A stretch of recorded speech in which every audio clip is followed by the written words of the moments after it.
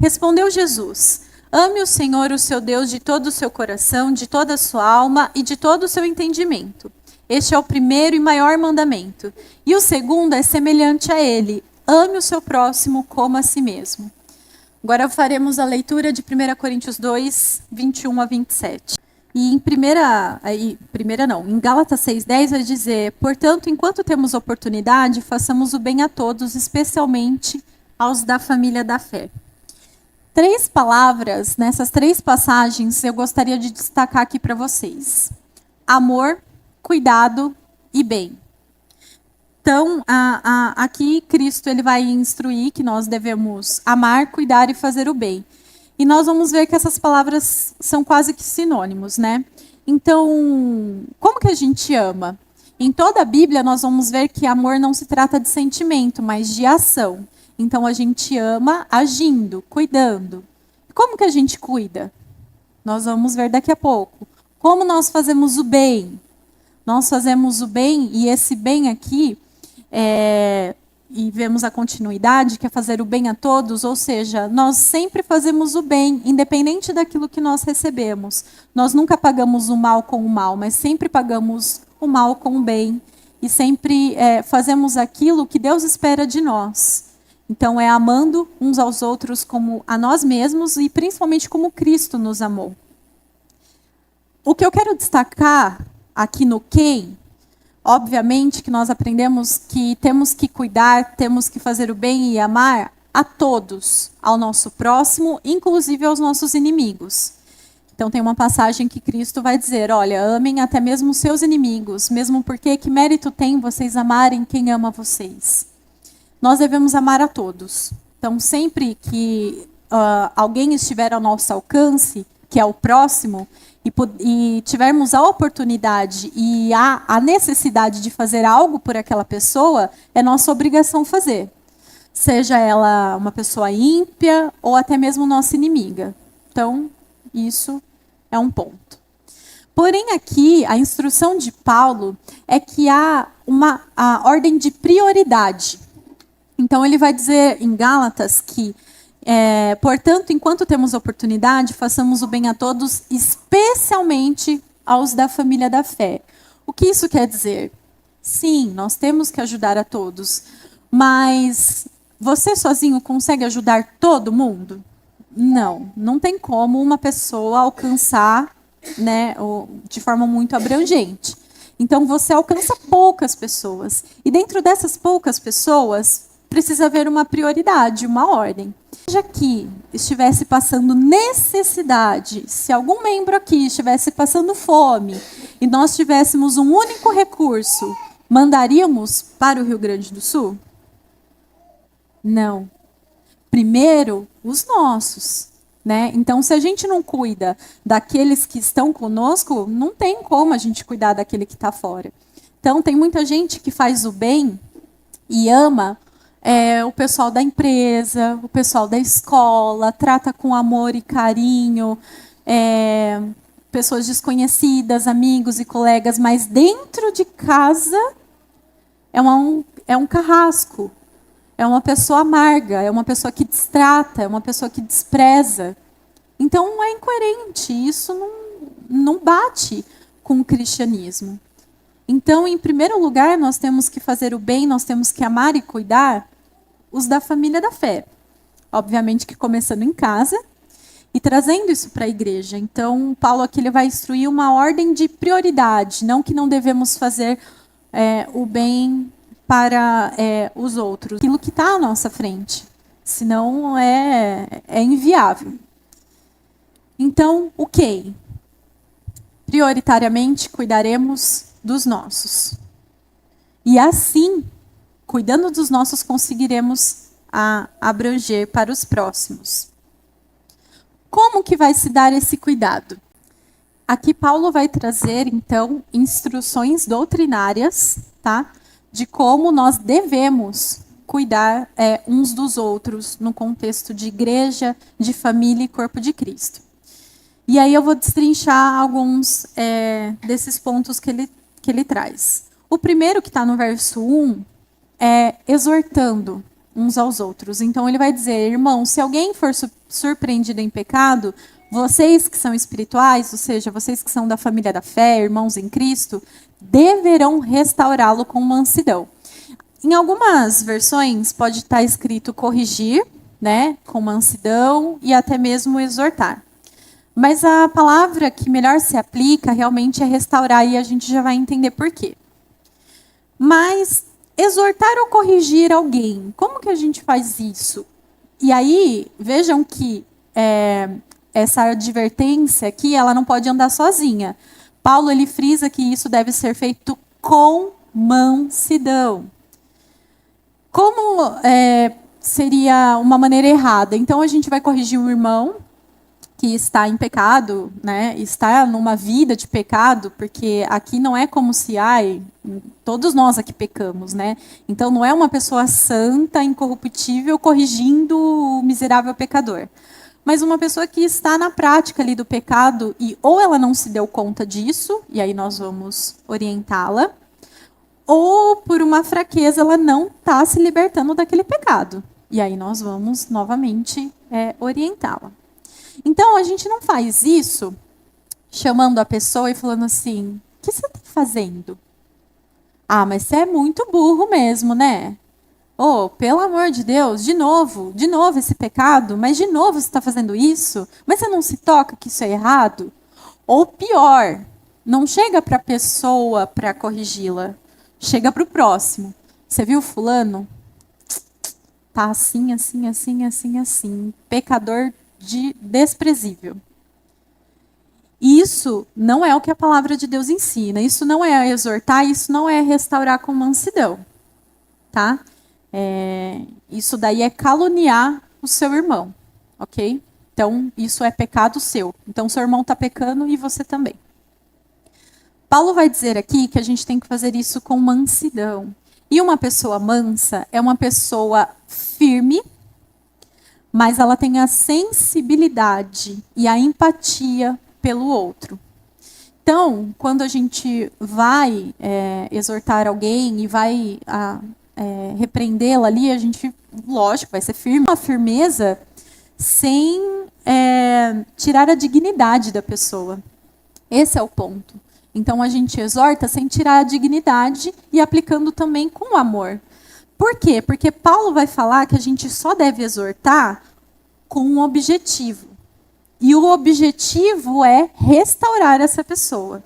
Então, se for para você repreender o seu irmão só para apontar o dedo na cara dele e apontar o pecado, e esfregar o pecado na cara dele, não faça isso.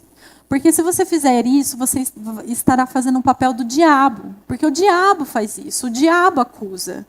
Então, você não precisa apontar para o seu irmão o pecado dele, porque ele mesmo já sabe. Né? E se não sabe, o diabo vai tratar de fazer isso. Então, não fique preocupado com esse papel. Se seu único objetivo for só apontar e dizer que ele é um miserável pecador, então cale-se. O objetivo da exortação e da repreensão é cuidar da pessoa. E esse cuidado é no sentido de restaurar, ou seja, trazer ela de volta ao caminho correto.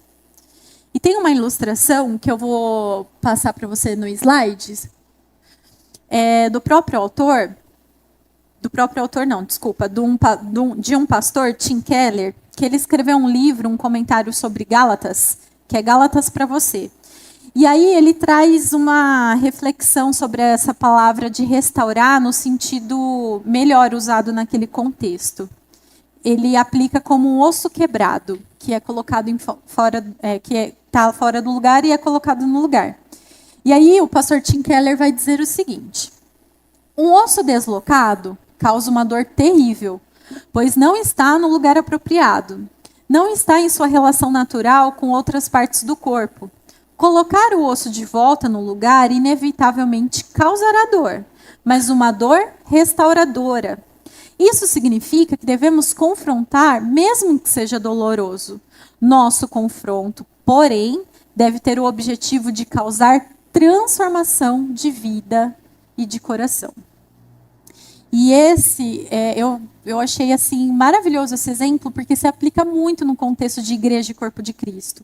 Quando um membro está em pecado, numa vida de pecado, ele causa dor não só para si, mas para todo o corpo. Eu não sei quantos de vocês aqui já quebraram alguma parte do corpo. Sei de pessoas que quebraram as duas pernas. Como? Mas falam que é uma dor terrível, terrível, que é muito dolorido. E não é só aquela parte que sente dor, é o corpo inteiro. Até mesmo quando a gente bate um dedinho ali na quina do sofá, da mesa, não é só o dedinho que dói, parece que estremece, assim, né? Dá um calafrio no corpo inteiro. Porque aquilo faz parte do corpo, só que ele está deslocado, ele está num lugar que ele não deveria estar. Ou ele está sendo ferido e está atingindo o corpo inteiro. Então ele precisa ser restaurado. Tanto a sua condição, o seu estado físico, se ele tiver machucado, e se ele tiver quebrado, mais ainda. Por isso que nós, como corpo, nós, como irmãos, nós devemos trazer esse irmão de volta e restaurá-lo. Pois, caso contrário, toda a igreja sofrerá as consequências. Mas isso precisa ser feito com amor, com mansidão e com o objetivo de realmente trazê-lo de volta à comunhão e à participação do corpo de Cristo. Não para expulsá-lo, não para difamá-lo, para trazer vergonha, para tirar a dignidade, só para expor para a igreja o pecado daquela pessoa. Mesmo porque há outras instruções doutrinárias acerca desse tipo de exortação. Então, não se preocupem, quando o pastor chama para o gabinete, há um pecado, ele não vai vir aqui no domingo à noite contar o seu pecado para todo mundo. Não é assim que funciona. Justamente porque tem a intenção de restaurar, de fazer com mansidão e tudo mais. Ok? Então, o primeiro ponto de cuidado é que nós temos que ter esse amor e esse cuidado uns com os outros com relação ao pecado. E também não façamos o contrário. A gente vê alguém pecando e a gente tem até mesmo uma certa afinidade e uma amizade, e a gente fala assim, eu não vou exortar, porque senão eu vou perder a amizade dessa pessoa. Vejam que, lembra que eu falei, a mansidão é falar com empatia, mas é falar com firmeza. Obviamente que ninguém gosta de ser corrigido. Ninguém gosta de ser repreendido. Ninguém aqui é hipócrita. Nós ficamos chateados, dói. É como o pastor Tim Keller fala aqui, colocar o osso no lugar deve ser a coisa mais dolorida, assim, uma das piores dores. Só que é necessário. E depois que a dor passar, isso vai fazer um bem maior. Então, quando a gente vai exortar, aquele que recebe e aquele que está exortando, vai ser ruim, vai ser doloroso. Mas se ambos são de Cristo Senhor, essa amizade não irá se desfazer. E afirmo a vocês, ela irá se intensificar e aumentar o laço de amizade. Se ambos forem do Senhor e a exortação for feita da forma correta, essa amizade não irá se desfazer, mas será fortalecida. Por mais que na hora, no momento, seja doloroso. Outro ponto de instrução que Paulo traz de como nós devemos cuidar é suportando. Então, no verso 2, ele diz, levem os fardos pesados uns dos outros, e assim cumpram a lei de Cristo. E em Efésios 4:2 também vai dizer, sejam completamente humildes e dóceis, e sejam pacientes, suportando uns aos outros. E esse suportando aqui não é no sentido sentimental, de, nossa, a pessoa... Porque tem pessoas chatas, tem pessoas legais, tem pessoas irritantes, tem pessoas teimosas. Enfim, nós somos diferentes uns dos outros, né? E amém por isso. E não importa, a gente tem que conviver. Você não vai conviver só com aqueles que se parecem com você. Então, não é no sentido de, aquela pessoa é chata, eu tenho que suportar ela, né? Fazer o quê? Eu vou aguentar ela. Não é nesse sentido. É o suporte de dar base, de ser um suporte literalmente para aquela pessoa, carregar, né? Algo que ela precise. Então, muitas pessoas, se não todos nós, ou em algum momento nós, temos sobrecarga, fardos que são muito pesados, e aí nós precisamos de suporte. Ou seja, nós precisamos de alguém que venha e veja que a gente não está conseguindo carregar aquele fardo, a gente está parado, está anestesiado, porque é muito, muito, muito, muito pesado, e vem alguém e fala, olha, eu não posso carregar por você, porque esse fardo é seu, tampouco posso tomar ele para mim, porque se você não consegue carregar como eu, vou carregar sozinho, mas eu posso vir te dar o meu ombro e a gente carrega junto. Esse é o suporte que Paulo vai dizer. Nós temos que dar esse suporte uns para os outros.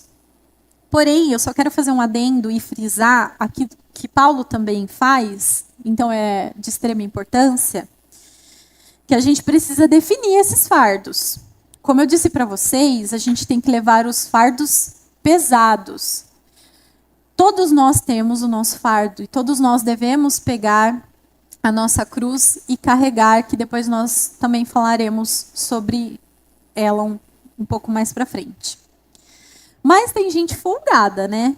Então tem pessoas que o fardo não é pesado, mas é que a pessoa também não quer ter responsabilidade, e aí sabe que tem um irmão da igreja que vai ajudar, e aí há um abuso, né, de cuidado, de exigência de cuidado.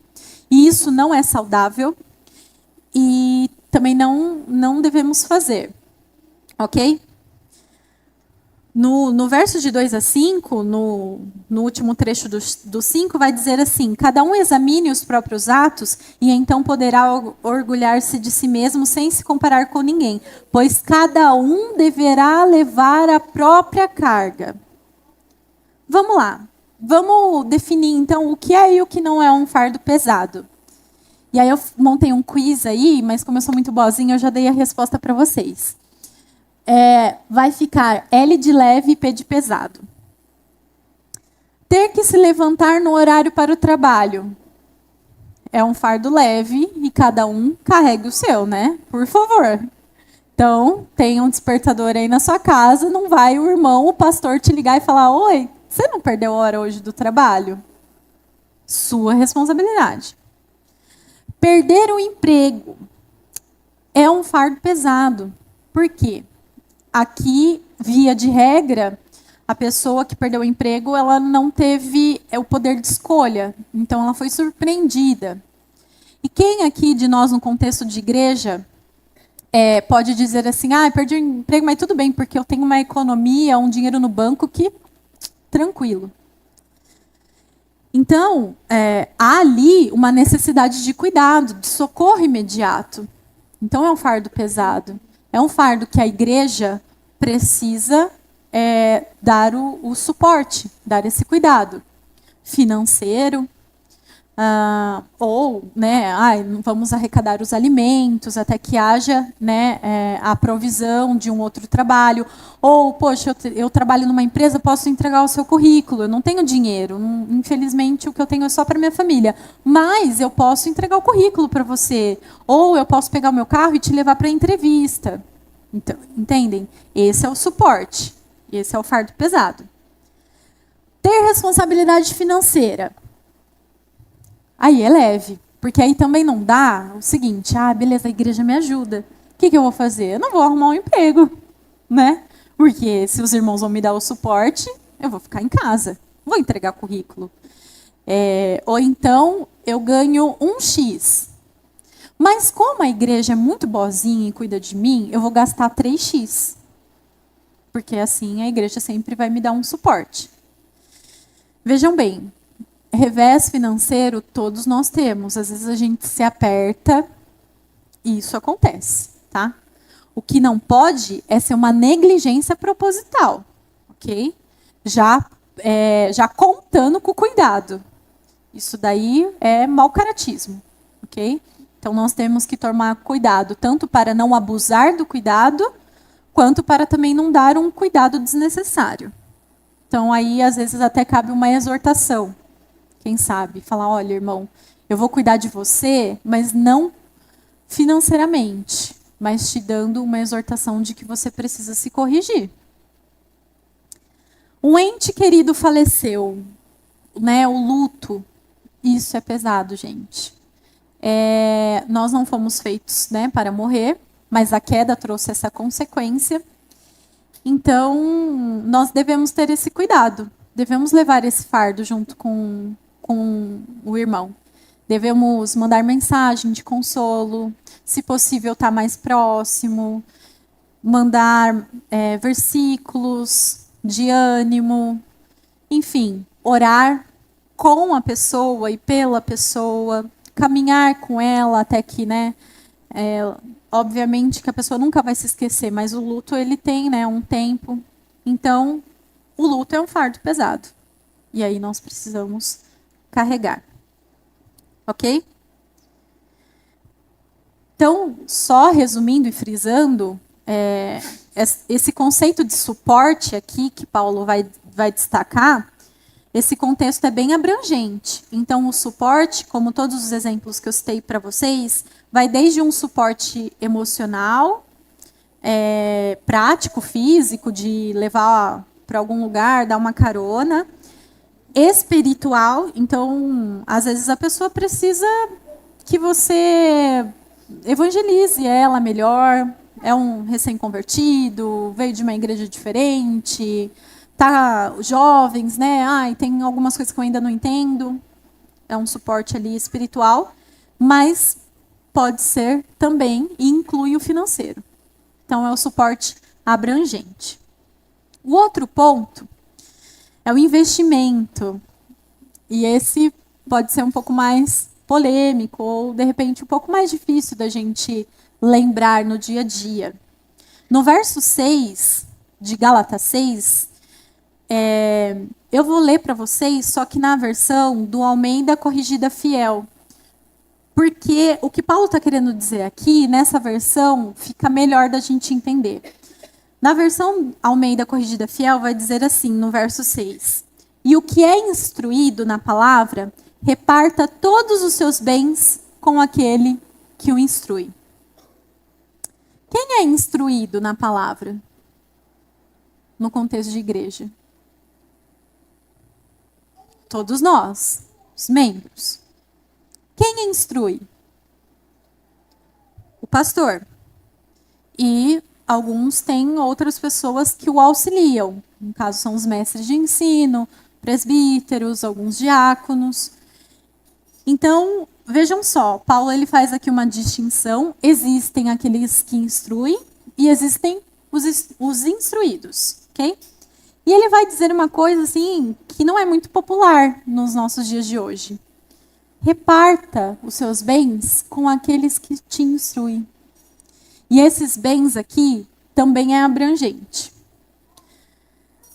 Paulo ele traz o que, infelizmente, eu vejo que as igrejas perderam, que é o zelo e o cuidado na vida dos pastores e mestres de ensino. Por quê? Quando nós vemos o pastor vindo aqui e ensinando algo para a gente, graças a Deus, pela misericórdia de Deus, ele não faz isso baseado em vozes da cabeça dele. Ele faz isso porque ele estudou antes. Ele faz isso porque ele pagou muitos cursos para estar aqui. Ele passou por faculdades para estar aqui. Ele comprou muitos livros para estar aqui. Quem já visitou a biblioteca do nosso pastor fica, oh meu Deus. Lógico que foram ao longo de muitos anos, muitos livros. Mas vejam que isso demanda muitos recursos. Recurso financeiro, porque, gente, eu estava comprando alguns livros que precisava para preparar mesmo os estudos, e aí teve um livro que eu falei para o pastor, pelo amor, hein? Muito caro, tem livros que são muito caros, e a gente fica, nossa, não acredito que é caro assim. Ah, mas por que não usa o Kindle? Gente, primeiro que não é a mesma coisa, e segundo que às vezes não tem. Tem que ser o impresso mesmo. E é caro. Há também ele demanda de disponibilidade de tempo. Lembrando que o pastor, ele não só prega e dá estudo. Ele faz aconselhamento, ele faz visita pastoral, ele faz visita hospitalar. Então, né, é uma agenda assim que precisa de 48 horas por dia. E aí Paulo vai dizer, olha, vocês precisam cuidar do pastor de vocês. Ah, mas o pastor, ele já, como ofício, ele já tem, né, o salário da igreja, já dou o dízimo. Tem gente que ainda acha que dá dízimo para o pastor. Gente, o pastor não recebe dízimo, tá? O dízimo é dado para a igreja. Os dízimos e ofertas que entram suprem as necessidades da igreja. Obviamente que uma dessas necessidades é o salário do ofício pastoral, tá? Mas dízimo não vai para o pastor. Ele não tem nenhum benefício, ok? Então, esse cuidado que Paulo está dizendo aqui não é suprir a necessidade básica da igreja, é do pastor. Então, quando você tiver oportunidade, invista no pastor e nos mestres de ensino. Ah, eu não tenho dinheiro. Não tem problema. Poxa, você tem um café na sua casa? Você pode chamar o pastor para ir tomar um café na sua casa, o pessoal que dá o discipulado e falar assim, olha, eu fiz um bolinho aqui para você com café, porque eu sei que você está fazendo gabinete de sexta-feira das 9 da manhã às 9 da noite, aí você faz um intervalo, toma um café aqui, aí você volta.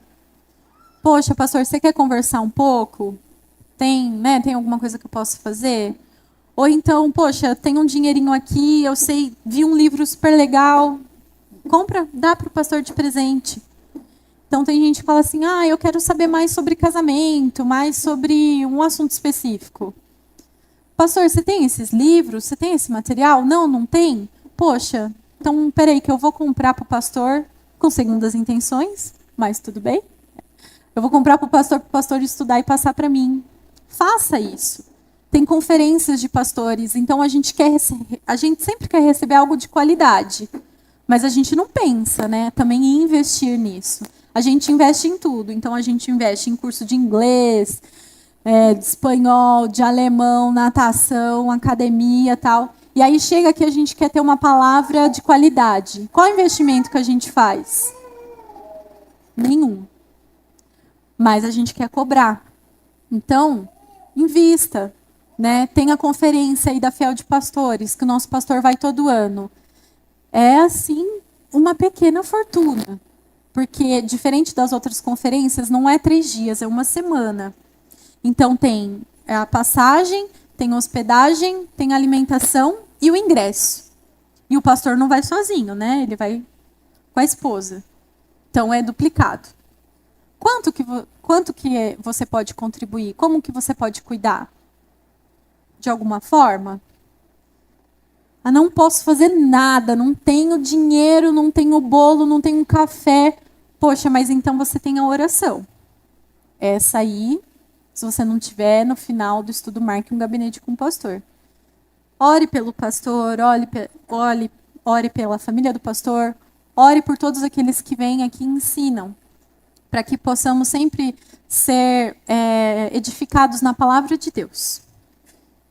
E o último ponto que Paulo vai trazer, que eu pelo menos gostaria de destrinchar aqui, está no versículo 9, que vai dizer assim: e não cansemos de fazer o bem, pois no tempo próprio colheremos, se não desanimarmos. A verdade, como a Rebeca falou ali, cuidar cansa.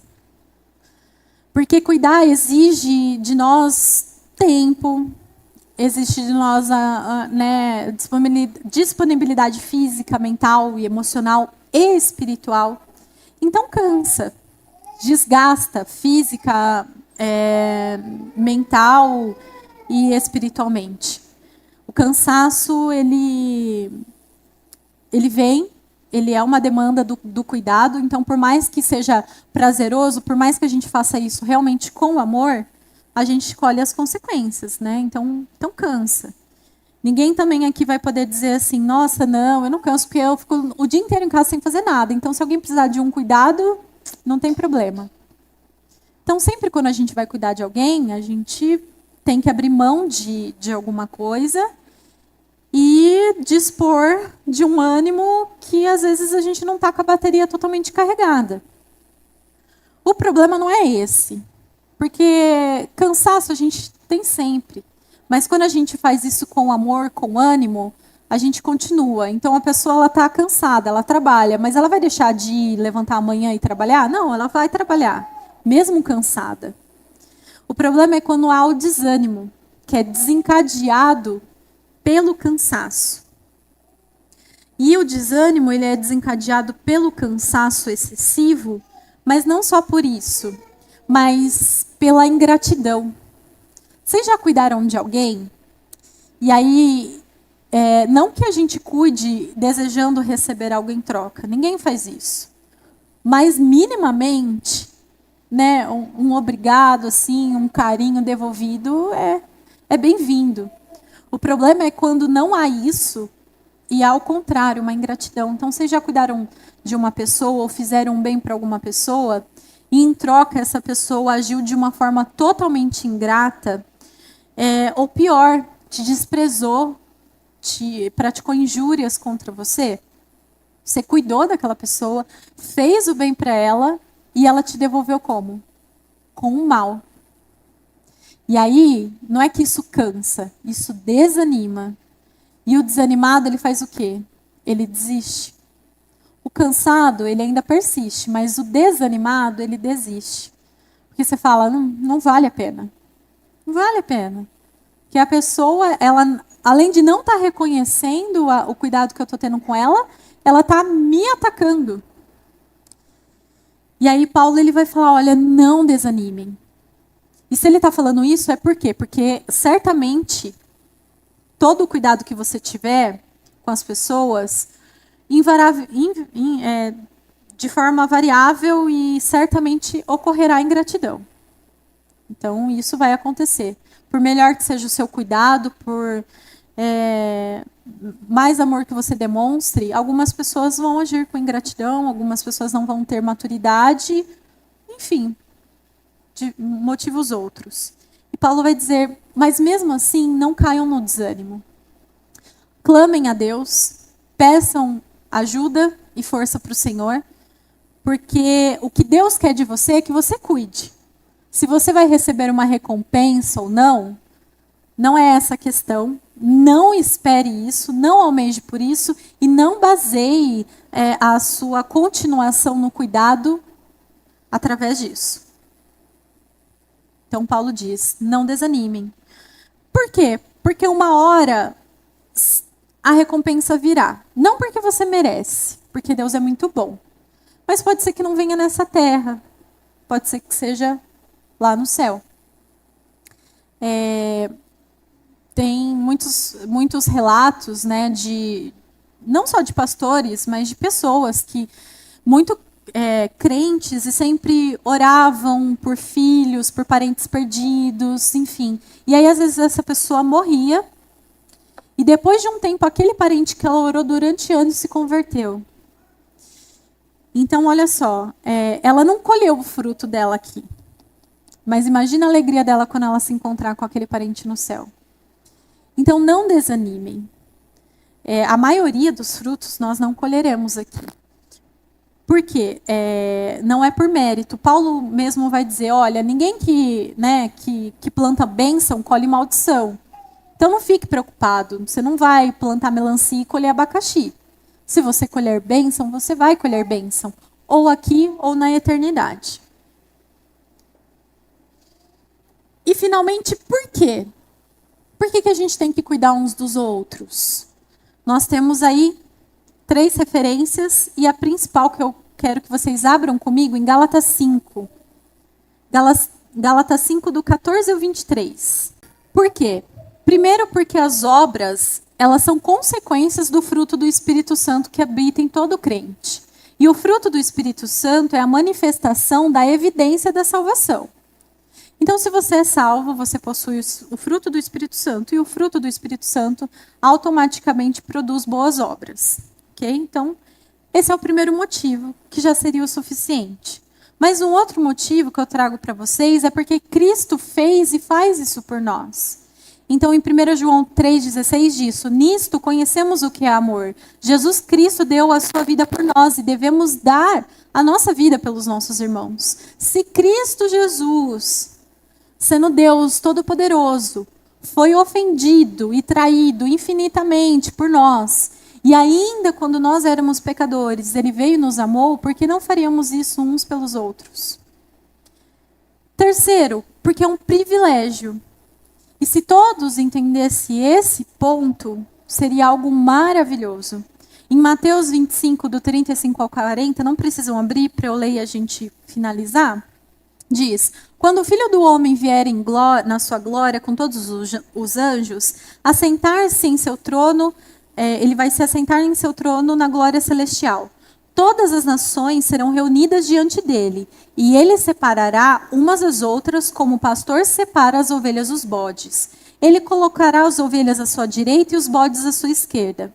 Então o rei dirá aos que estiverem à sua direita: venham, benditos de meu Pai, recebam como herança o reino de Deus que lhes foi preparado desde a criação do mundo. Pois eu tive fome e vocês me deram de comer. Eu tive sede e vocês me deram de beber. Fui estrangeiro e vocês me acolheram. Necessitei de roupas e vocês me vestiram. Estive enfermo e vocês cuidaram de mim. Estive preso e vocês me visitaram. Então os justos lhes responderão: Senhor, quando te vimos com fome e te demos de comer? Ou com sede e te demos de beber? Quando te vimos como estrangeiro e te acolhemos? Ou necessitado de roupa e te vestimos? Quando te vimos enfermo ou preso e fomos te visitar? O rei responderá: digo-lhes a verdade. O que vocês fizeram a algum dos meus menores irmãos, a mim o fizeram. A maioria de nós, acredito, não sei, só Deus sabe, mas provavelmente nenhum de nós seremos mártires aqui nessa terra, devido ao privilégio do país que estamos. Nós não subiremos aos céus e falaremos assim para Jesus: Senhor, eu morri por você. É muito honroso isso. Não que a pessoa vai se vangloriar, mas morrer pelo Mestre, por aquele que morreu por você e te amou incondicionalmente, eu acho que é algo assim muito honroso, muito magnífico. Mas feliz é aquele que entende que o extraordinário se encontra no costumeiro ordinário. Eu vou ler para vocês um trecho que o autor conta aqui no livro, que diz assim: lembro de ter ouvido a história de um ministro que pastoreava no centro de uma cidade. E uma mulher da congregação disse a ele: Pastor, precisamos ver mais sinais e maravilhas. Não vimos sinais e maravilhas o suficiente. O pastor respondeu: Senhora, logo ali senta uma mulher que foi despejada de seu apartamento junto com seus 3 filhos. Eu consideraria um sinal e uma maravilha se você os acolhesse em sua casa por 3 meses. Então, é uma imensa honra e um privilégio cuidarmos uns dos outros. 3 aplicações práticas para a gente finalizar. Olhe, cuide e santifique-se. Primeiro que, para a gente cuidar, isso não acontece automaticamente, né? Então, a gente precisa buscar e ter a sensibilidade e olhar para o lado, deixar de olhar para o próprio umbigo, mesmo porque ter os olhos voltados para si mesmo é um ato que não coexiste com o cristianismo, tá? Então, não fique se preocupando só com as suas necessidades. Tem pessoas que são muito vitimistas. Então, ai, coitadinho de mim, é porque eu sofro muito, eu preciso de cuidado, eu preciso disso. Todo mundo precisa. Mas o que eu tenho visto na prática é que quanto mais a gente cuida do outro, mais Deus cuida da gente. Então, não se preocupe com a sua necessidade. A sua necessidade, Deus vai suprir. Erga os seus olhos e olhe para o lado. E busque encontrar a necessidade, porque tem necessidade. Se você não tem ciência da necessidade, é porque você não está olhando. Porque pessoas necessitadas é o que mais tem dentro da igreja e em todo o mundo. Então, olhe para o lado, encontre uma pessoa que você possa alcançar e cuide dessa pessoa. Não deixe isso a cargo dos outros. Ah, não, o outro que está ali, com certeza ele vai conseguir resolver. Você não sabe. Às vezes, aquele outro já está ajudando o outro. Cuide você. E muito menos deixe nas costas do pastor. Não, é tudo ovelha do pastor, ele que cuide. Não é. obrigação do pastor, é obrigação de todos nós. Essa advertência que Paulo está dando é para a igreja, não é para o presbítero. Ok? O outro ponto é que a gente precisa tomar cuidado para não fazer acepção de pessoas, méritos e nem recursos. Não vou ler porque senão vai ficar muito longo, mas em Mateus 6, do 31 ao 36, vai dizer, né, que não tem mérito a gente amar aqueles que nos amam, porque isso é muito fácil. Agora, amar os nossos inimigos, esse é o difícil. Então, quando a gente vai cuidar de um membro da igreja, você não tem que cuidar daquele que você tem afinidade, aquele que você conversa bastante, que é o seu melhor amigo. Você se prende só àquele círculo. Não, eu vou cuidar desse círculo. Não, não faça isso. Se você viu a necessidade de um irmão, que às vezes você só cumprimenta ele no domingo à noite, mas você está vendo que ele tem uma necessidade, cuide dele.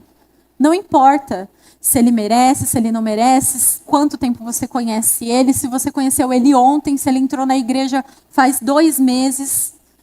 Não coloque barreiras. Imagina se Cristo fizesse isso conosco.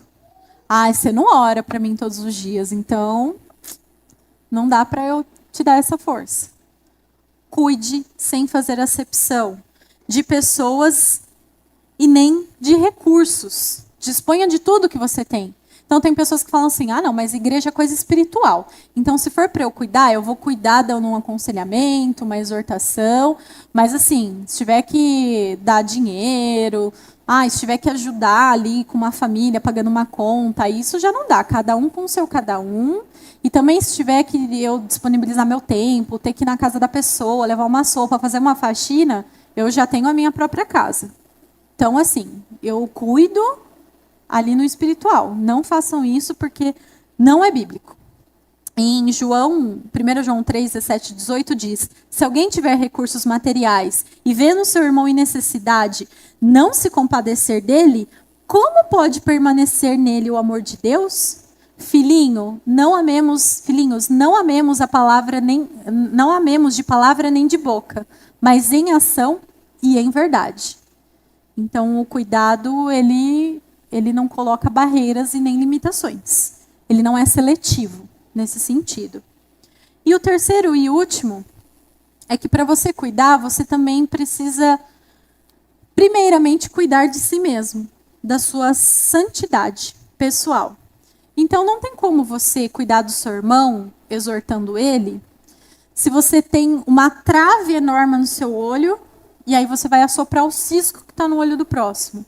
Quando Jesus fala isso, olha, vocês são hipócritas, porque vocês reparam no cisco do olho, mas não tiram a trave que está nos seus. E aí as pessoas falam, viu? Não pode julgar. Mas aí as pessoas não leram o resto do versículo. Jesus diz o quê? Primeiro, tire a trava que está no seu olho, e depois vá e assopre o cisco no olho do seu irmão. Ou seja, o que Jesus está ensinando aqui? Primeiro, você precisa ter uma vida de santidade. Não é perfeição, porque ninguém é perfeito. Mas você minimamente precisa ter uma moral para chegar e repreender o seu irmão. Porque senão aí fica incoerente. Um cego não cuida de outro cego. Um doente não cuida de outro doente. Então, o seu casamento está na UTI. Mas aí você vai lá e aconselhar um casal que está com problema de relacionamento. Não é assim, gente. O que acontece é que vocês dois estão precisando de exortação. Então, é obrigação sua cuidar da sua santidade pessoal, cuidar da sua saúde, cuidar de você, para você ter subsídios, recursos e parâmetros em Deus para cuidar do outro. É sua responsabilidade e obrigação, porque a vida pessoal impacta diretamente na vida de toda a igreja. Uma das características mais marcantes da igreja primitiva era o cuidado dos membros uns com os outros. Está lá em Atos 2, do 44 ao 47, que eu não vou ler também porque o nosso tempo já estourou. Mas tem um trecho que vai dizer assim, de Atos 2, 44 ao 47, é que eles partiam o pão, compartilhavam tudo, e com sinceridade de coração, louvando a Deus e tendo a simpatia de todo o povo. Os ímpios, lá daquela era, olhavam o comportamento ali da igreja primitiva de Atos e eles ficavam admirados. Porque, gente, por que esse povo, tão diferente um do outro, tem esse cuidado um pelo outro, esse amor um pelo outro? É algo meio irracional. Na nossa sociedade hoje, o que será que outras igrejas e até mesmo os próprios ímpios diriam sobre a Igreja Batista Raízes?